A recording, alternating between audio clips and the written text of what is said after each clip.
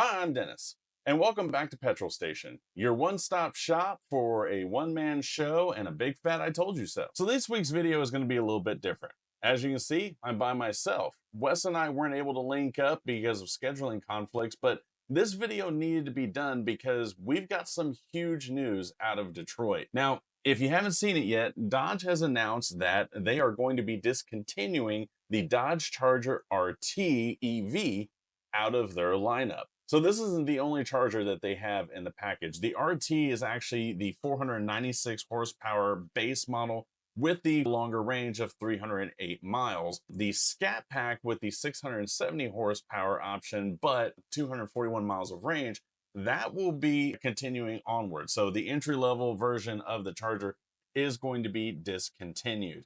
Now, a couple of months ago, Wes and I did discuss this car in one of our other podcast episodes, and we'll link that below if you want to go check that out. One of the things that we both agree on is that this car is a very big miss for Dodge as a brand. First of all, it's not a good looking car. It does not have any kind of curb appeal.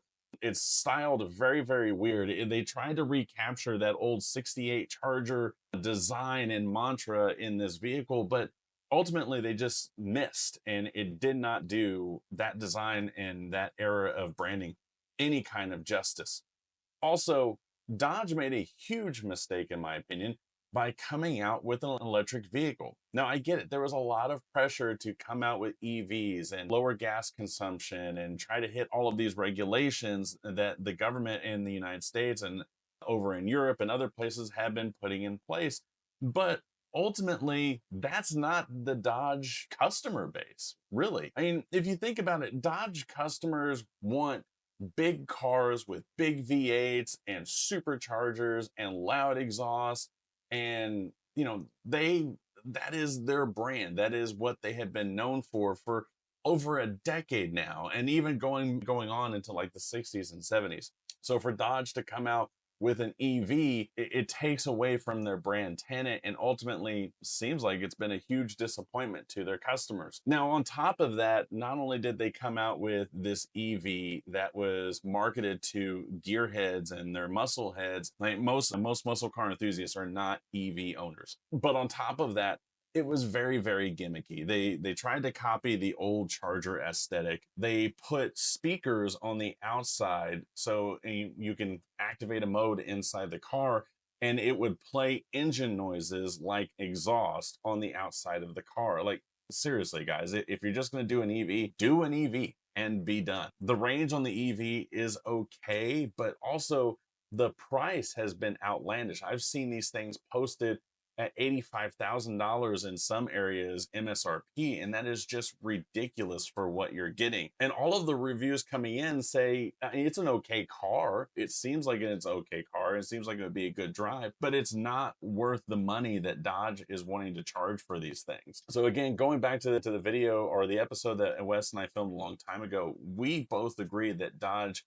made a huge mistake and did a disservice to their customers and their fan base by putting out this car and putting the Charger name on it. To be honest, they definitely should have called it something else. So I think all of this is leading into the news that we're getting now, that they are going to discontinue the RT package, or basically their entry-level model of the Charger EV.